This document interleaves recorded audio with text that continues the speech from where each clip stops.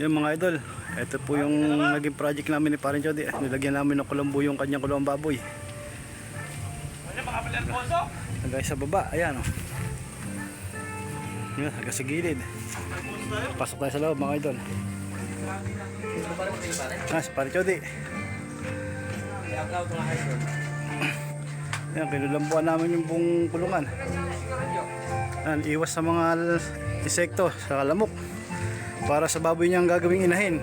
Ayun mga idol, mag-aalaga kasi ulit siya ng baboy. Ayan, naka-ready na yung kanyang ipitan, patiner, pang patiner.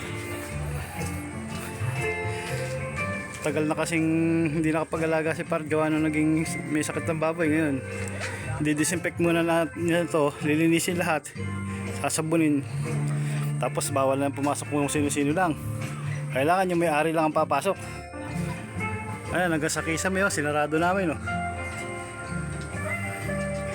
Ayan, lahat yan may goma sa ilalim para hindi pasukin ng lamok. Ayan mga idol, ah. Ayan. Tapos yung paligid, ito, yan yung ilog na buhay dito sa amin sa San Isidro, sa San Isidro Hain, ganyan, ganyang lugar. Kompleto na.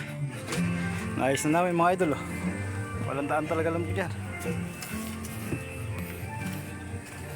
Tapos yung dalag iihawin, nagpaapoy na.